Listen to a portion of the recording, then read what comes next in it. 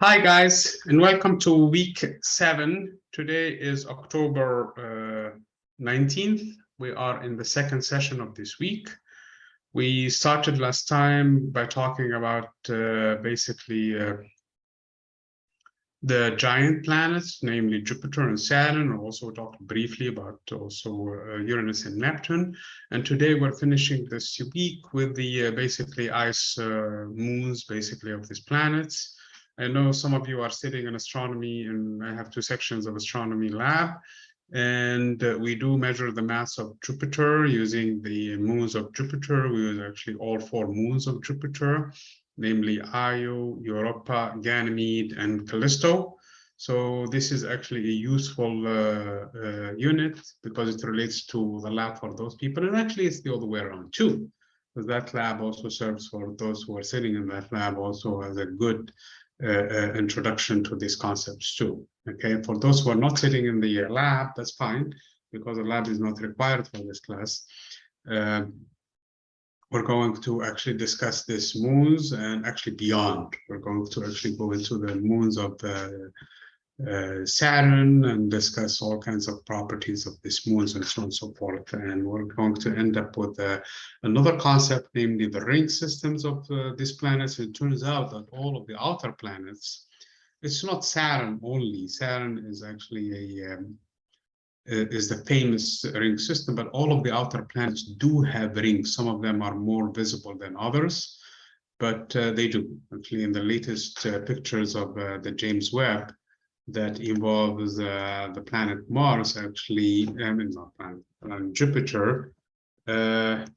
Basically, I'm trying to find it here, James Webb.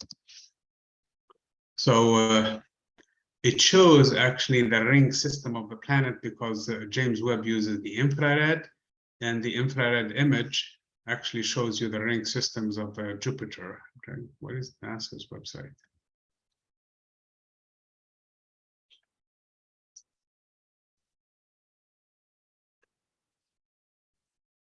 Yeah, I think this is the one from James Webb. No, it's actually a poster.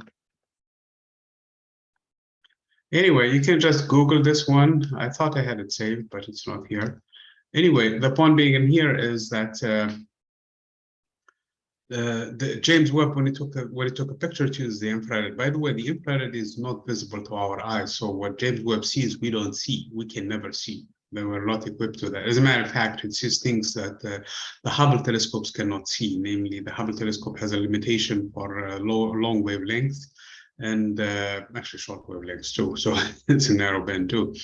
But James Webb has a little bit wider range and operates in range that is outside of the scope of the Hubble telescope. So it sees Jupiter in a slightly different perspective than what we would see it on a daily basis. So the pictures of James Webb shows without a shadow of the doubt the fact that Jupiter has rings. So not only Jupiter rings, but also in addition to the fact that, as I said before, Saturn also has rings, and also we have ring systems for both Uranus and Neptune. So all of the outer planets do have rings, and that is actually an interesting topic by itself too. So we're going to discover that today in this unit. So again, the unit covers the ice worlds, namely the not the ice worlds necessarily, but the moons of the those outer planets. And we're going to connect it to the Earth's moon, because the Earth's moon is actually an oddity, is an exception. It should not be there. And it's a good thing it's there, because without it, life would not have happened on Earth, because, or at least it would not have evolved the way it did, because the moon regulates the seasons on Earth. Okay, it plays a major role in the atmosphere overall and the weather conditions on Earth. So Earth's moon is an oddity, is an exception, and it needed some explaining. And I think when we discovered the unit, when we talked about Unit 34, we went into detail of how the moon formed between the collision of the Earth's moon, that is, between the collision between a Mars-sized object named Theia with what is going to later on become Earth, namely a planet that was existed in here slightly less than the Earth in terms of size, but at the end it turns out that's how the solar system, that's how the Earth and the moon basically came to be.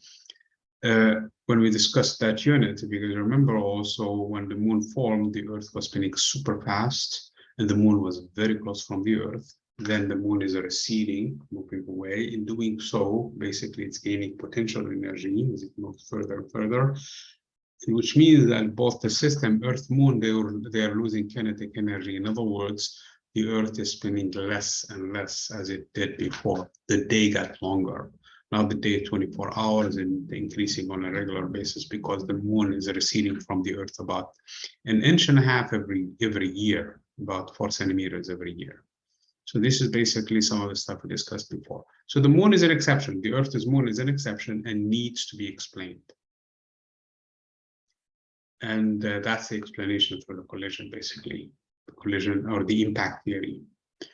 The other moons outside of the Earth's moon, I mean, with the exception of Mars, as we mentioned before, which is really, I mean, those are two tiny captured objects, Phobos and Deimos, and they are actually they don't even have a spherical shape, which brings me to another point in here. Not all moons have a spherical shape. They have to be big enough. They have to exceed a certain limit in size, about 400 kilometers, in order for the force of the gravity to work its way from all directions and make it into a spherical shape. Otherwise, a lot of the moons out there, especially when we talk about the moons of Jupiter, which there's some 70 odd number of moons, the vast majority of them have an irregular shape. They look like basically deformed potatoes, basically, because of that's how they formed. Okay. So this is some of the ideas that we're going to be talking about today. So let me share with you the points of today. If I can find that one. Share unit 47. Let me go to the beginning in here. Okay. So again, we're discussing the properties of the satellite systems. One of the questions that arose yesterday in the lab was, how come our moon does not have a name? Well, we started naming our moon the moon, and then now all of the other planets, their satellites are named moons just because of the fact we named ours. So yes, the Earth satellite has a name, and the name is Moon. Okay, that's the name for it. The other satellites for the other planets, like for example, Jupiter has some 70 odd satellites. We call them moons after Earth's moon. Okay, they are satellites actually. In other words, you have a planet, and attached to it, around it, you have a bunch of other objects moving around it. So those objects are satellites of that planet. So again, we call them moons in general, but they have different names, like for example, the satellite Io or the moon Io, Europa, Ganymede, Callisto, and a bunch of other ones in there, okay? And for Saturn, it has a bunch of moons also. The biggest one, which is the second largest moon in the solar system, it's Titan. Titan is so big that it's actually bigger than the planet Mercury. So these two moons, namely Ganymede and Titan, are big moons, super big moons. They are bigger than the planet Mercury. Then Callisto comes third in size in all of the moons in the solar system. Callisto is actually slightly less than Mercury, just to give you an idea how big these objects are. So these three objects, they're super big. Then far comes the fourth one in size is Io, actually. And there is a big difference between Io and Callisto, for example. And that is smaller than the first three, and that is Io. So Io is the third largest moon, or the third largest satellite in the solar system after the big two. So the first one is from Ganymede, from the system of Jupiter. The second one is Titan, from the planet Saturn. The third one, we went back again to Jupiter, having that third largest moon in, no, I'm sorry, Callisto, which is the third largest moon in the solar system. The fourth one is also a Jupiter moon, namely Io. And the fifth one in size is the Earth's moon, okay, the satellite of the Earth, which we call moon. So the Earth's moon is the fifth largest moon in the solar system, and it's big. And it's big, relatively speaking, especially in terms of how big the Earth is. So if you take the Earth and the moon and you compare their sizes, Earth's moon has a big, relatively speaking, size compared to that, the ratio, if you wish, compared to for what? Compared to, for example, the largest moon, which is Ganymede, to its own host planet, namely Jupiter. Ganymede is dwarfed by its own planet, Jupiter. Jupiter is so big that Ganymede is fraction, basically doesn't look as big as the Earth's moon versus its host planet, which is Earth. So that is an important distinction. Then again, the fifth moon is Earth's moon, and then the sixth largest moon in the solar system. Again, the honor goes back to Jupiter, namely Europa's moon. So Jupiter has 4 out of the 6 largest moons in the solar system. The first, the third, the fourth, and the 6th largest moons in the solar system are all in Jupiter. Jupiter has far more moons, though, because it has the largest number that we know of in the solar system. The 7th largest moon in the solar system is actually an odd object, and it's Triton. And Triton is a moon of Neptune. Triton is weird in the sense that its composition is different than what should have happened in the region where Neptune is. Number one. Number two, its orbit is odd. It's not spinning in the right direction, spinning backward. And number two, it has a high enough eccentricity. All of these exceptions seem to suggest that Triton, the moon of Neptune, is not an original satellite of the planet Neptune. It was a captured object later on, and then it started to orbiting it in the way that it does right now. So Triton is actually a dwarf planet of the same classification. As a matter of fact, if you look at the pictures of Triton and the picture of Pluto, they look identical. They look similar. So it looks like it's a dwarf planet that wandered too close from Neptune, and Neptune grabbed it and became one of its moons. So that is the 7th largest moon in the solar system. If you were to compare Triton with Pluto or Eris, which is another dwarf planet, you will find that Triton is actually bigger than the others. So it was a big dwarf planet, bigger than Pluto, that wandered too close from its host, from the planet Neptune. Neptune grabbed it, which is another way for how moons form, is through capture. And that is the story also with Mars, with its two moons. So the idea that moons for the inner planets are not there, they don't exist, they should not exist, and they don't. The exceptions are Mars, and that is an easy explanation because of the odd behavior of those two moons and their odd shapes. They are actually asteroids, different compositions, suggesting that they are asteroids captured by Mars. For the case of the Earth, there's too much similarity to be captured object. So it's really must have had a different origin, and it's not an expelled material from the Earth due to some past rotation, because there is some differences still. Okay? So there are similarities. So the moon needed the Earth's moon needed a special explanation. So these are in terms of the moons, how they are formed, different ways. Okay. Some of them, they formed from the same stuff as the planet did, which means that early on when they formed from that planet and they stayed together with it. Others, they're captured objects. Others, they may be due to, like in the case of the Earth, combination of some sort, okay, collision, and also later on coalescence of the materials to form the new one. So this is how their origins are.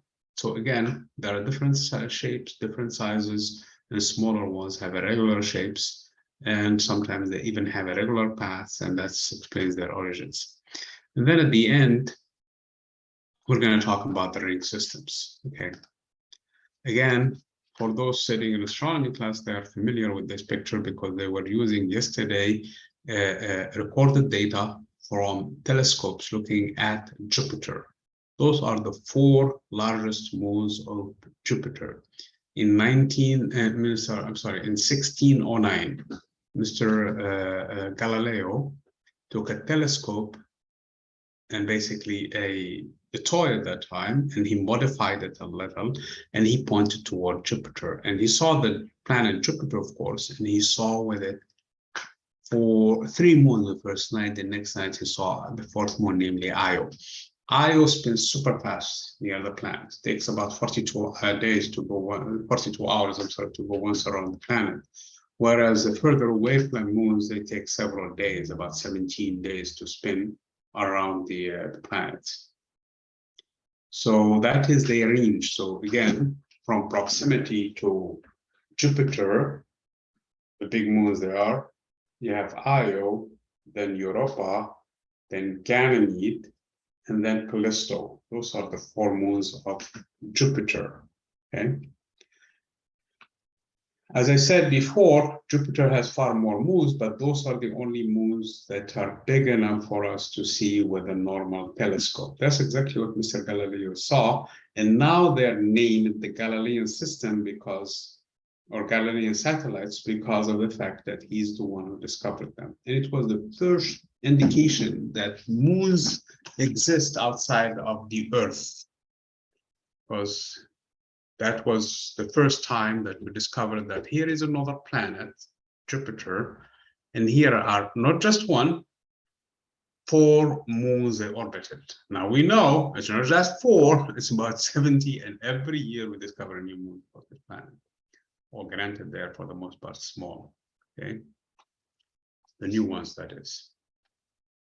Okay, in this graph in here, I'm going probably to blow it up a little bit so that we can see it, okay, up close. In this picture in here, what you have the different moons for the outer planets and how far they are from their host planet. The scale on the x-axis is actually a logarithmic scale, okay? But the point being in here is 10 to the power 5 is 100,000. 10 to the power 6 is 1,000,000. 10 to the power 7 is 10 million. So every step we go by a factor of 10. We multiply by 10. We don't add 10. That's hence the name logarithmic scale. The moon, as far as it from the Earth's moon, is about 384,000 kilometers. This is roughly what it is. Io versus its host planet Jupiter is about slightly more than 384,000 kilometers. So it's slightly further away from Jupiter than the Earth is. But if you were to go from Jupiter to Io, you travel less distance than if you were to go from Earth to the moon, although the Earth-Moon distance is less. The reason is because Jupiter is much, much bigger than the Earth. So the distance from the surface to the moon is a lot less than the surface from the Earth to the moon, to the Earth's moon. So again, this is Io, then Europa, then Ganymede, then Callisto, and Amalthea, which was taken part of the picture that James Webb took, is actually closer moon to Jupiter. If a moon gets too close from Jupiter, it forms a ring system, and this is the blue dots in here. It's actually the ring system for this planet. As you move away, the shape of the moon starts to become different. This one is in red, and then a bunch of yellow moons, and then a bunch of red moons. What the red color stands for in here are irregular moons. Those are moons that have different paths, different orientations, and their shape actually is irregular, also suggesting that they are captured asteroids. Because remember, Jupiter formed in a region where a bunch of asteroids, so it captured a bunch of them, and some of them formed with that. So those are regular moons, just like the Earth now is a regular moon. Orbits in the right plane and stays on the ecliptic, spinning in the correct direction, and so on and so forth. If you look at Saturn, by far, Titan is the biggest moon, and Titan is only second to Ganymede in terms of size in the solar system. Then you have Iapetus, Hyperion, Rhea, Tethys, Dione, Enceladus, and Mimas. Enceladus and Europa are actually extremely important moons because of their internal structure. They do have liquid water in under their protective shield, and they are actually of extreme importance in trying to study extraterrestrial life. There is a potential that they exist in there. So actually, there is a mission toward Europa that was announced a long time ago, and now it's in process to go to Europa and collect basically the water that is coming from cryogenic volcanoes, or cryogenic eruptions, I should say, and trying to find that life inside Europa itself. And life in Europa, if it exists, most likely it's the same form of life that exists on Earth, which has all of the ingredients of life on Earth. And then you go to Uranus. Most of the moons of Uranus are small moons, but there are also a lot of them. And they extend in a similar fashion. You have Miranda, which is a very famous one, Ariel, Embryol, Titania, which is the largest moon of Uranus, and then Oberon. And in addition to that, you have some smaller moons that have different names in here. And then you have also those yellow, red ones.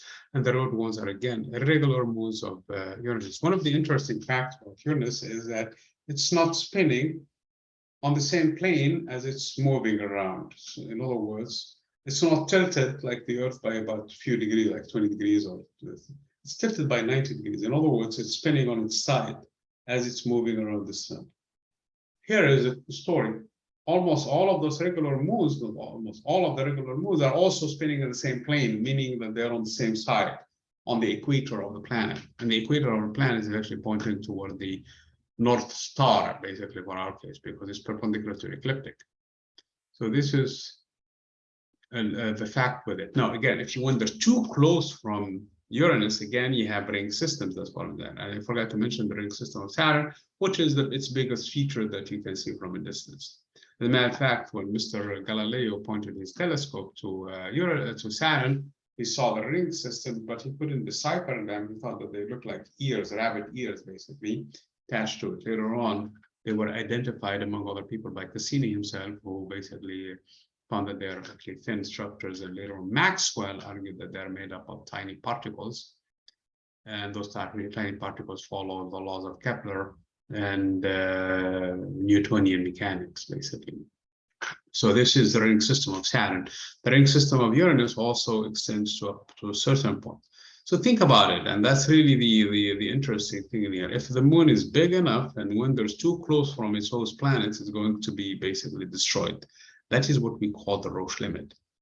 And for the case of Neptune, it also has a ring system, and it has these tiny moons around it.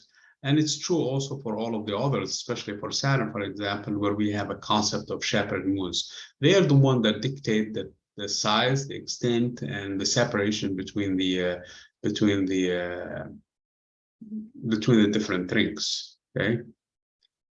Then you have Triton, as I mentioned before. It's an irregular moon. It exists in a place where regular moons do exist. But look at the different distances in here. Okay, some of them are a lot closer to their host planets, and their planets being big, which means they experience a lot of the tidal effect forces, and those tidal forces are the ones responsible for the formation of these rings around the planets. And then you have a bunch of irregular moons far away as you move away. So this is, in a nutshell, basically the different story with the satellites of the solar system. Again, let me go back into normal view. Here are the big moons in the solar system. So I have 4 of them for Jupiter. You have a big one for Saturn, namely Titan, and you have a bunch of small ones. Uranus, all of its moons are kind of small, medium-sized moons, I should say. And Neptune has a big moon, namely Triton, and smaller objects in there. Okay. If a moon exceeds a certain limit, about 400 kilometers in size, then it becomes spherical. Otherwise, there is not enough gravity to pull it together to make out of it a moon in there. Okay.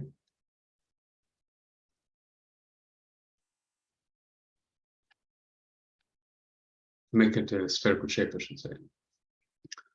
Again, if the object has a smaller size, then the shapes are irregular, and that is for the case of Jupiter, the Amalthea. But then you have the moons of the other moons of Saturn. Okay, does not include Titan. If they include Titan, if Titan is included here, the picture will be too big for it, and the other will become small. So these are some of the moons for Saturn. These are some of the moons of Uranus. Again, Uranus's moons, they're all small. The biggest one of them is Titania and Oberon. Both of them are smaller, relatively speaking, to the big moons. Neptune's other moons are also small, okay, with the exception of Triton.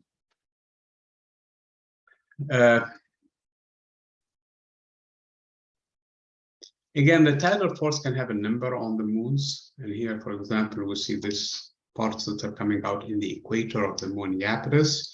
And that is actually because of the tidal forces, okay? And that's why it exists more in the equator than anything else, because it's being pulled the closest to the host planet.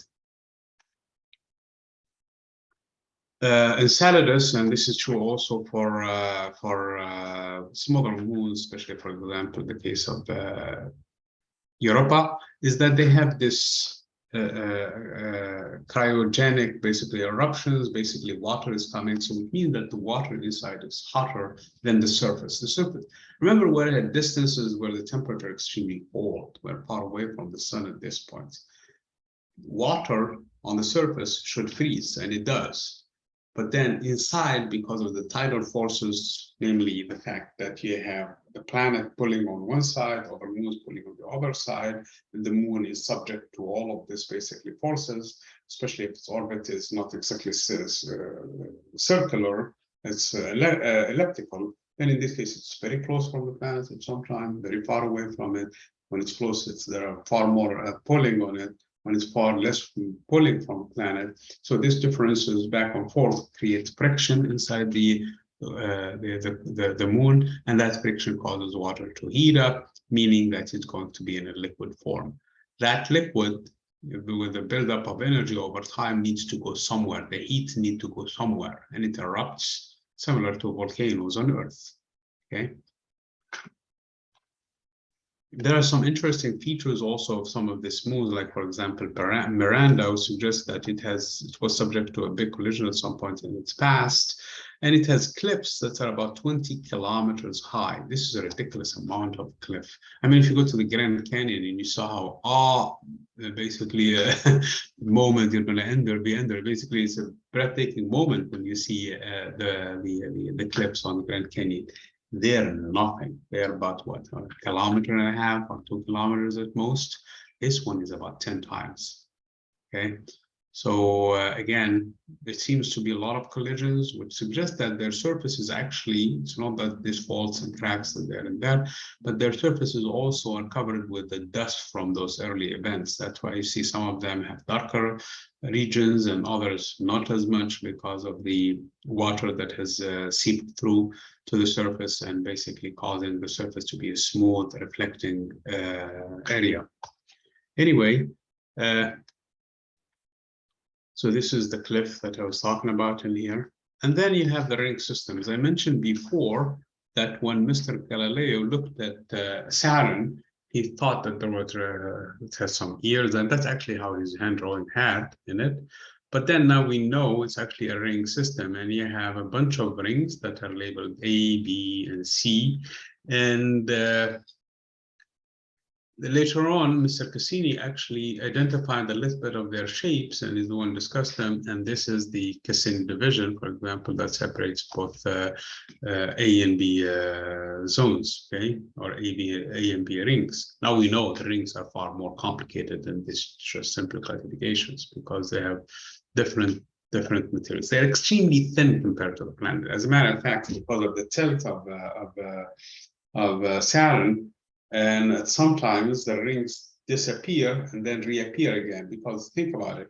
If you look, for example, on a thin piece of paper, like this one in here, and if you look at it straight out in here, you barely see any kind of see its existence. And the rings of Saturn are a lot thinner than this piece of paper on the scale of Saturn itself. But at some other points, you're going to see more of projection of the rings. That's exactly what's going on with these rings, and why you see them. They're extremely dense compared to the other planets, but that's basically the story with them. Okay.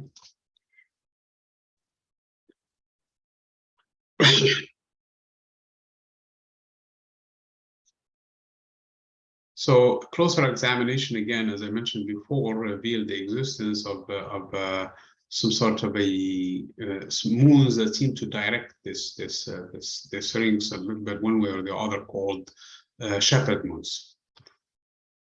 And this is not unique to Saturn. All moons do have that. Some of them were discovered actually by trying to observe stars on the other side, basically far away from when the planets are actually passing in front of the stars, and that's what the rings reveal themselves to us, at least for Neptune and Uranus. Later on, we knew that all of them do have rings, but albeit slightly less thin, and depending on the angle of vision, again, you might not be able to see them, especially for the case of Jupiter, for example. And these are the shepherd moons that they basically control the thickness and the direction of this ring. So there is all continuous interaction using gravity between these moons and the shepherd moons. Okay. Now, the last point in here, and that is the tidal forces. And the tidal forces, there is a limit in here called the Roche limit, where if the planets one's too close from the moon. I know some of you in the lab, and I mentioned this several times, we took the case of Io, for example, and trying to find how Io was close from the planet. We needed that distance in order to measure the mass of Jupiter. It turns out that the distance was about 3 times the diameter of, 3 times the distance, the diameter of Jupiter, okay? And which puts Io just outside of this Roche limit. Remember that the limit in here is about 2.44 radii from the center. You take a planet, you put another one, and you put another half a planet, and you are there. For Io, it's slightly outside of the Roche limit, but just being slightly outside doesn't mean that Io is completely off the hook. As a matter of fact, Io is losing matter, in a lot of matter actually on a regular basis because of the tidal forces. Io is the most active body in the solar system geologically because it's under tremendous gravity from its host planet, and it's very close from the Roche limit, that it's always erupting. And actually, if you see Io itself, some of the pictures of it, it's really mainly a huge volcano for all practical purposes, which that leads to a lot of matter ejected from the moon itself. And that matter, because of its properties, some of it is charged, and that charges will be directed to the North Pole and the South Pole of Jupiter itself, causing huge auroras on the planet Jupiter because of how Io basically works its way. So again, because how Io basically is under that. So as long as you are you are away from it, you're fine. If you reach this limit, in this case, the gravitational pull is so tremendous on one side versus the other that the moon is actually being torn apart, broken into different elements. And that's how the rings are forming actually. When objects, when they're too close, then they are basically torn into tinier and tinier pieces, and those tinier and tinier pieces, they go and form rings around the planets. Now these rings are still bound by the force of gravity. Some of them will, most of them will fall into the planets basically at the end of the day. And so if you look at the ring system, for example, for Saturn, it's far more far more visible than that, for example, of the moon of than the other planets, because its ring system is more recent, more it has formed with events that did not take a long time ago. versus the other planets, versus, for example, Jupiter, Saturn, Uranus. Again, these are the units for this week. Next week, we're going to conclude basically with the solar system. We're going to explore more of this icy world, basically.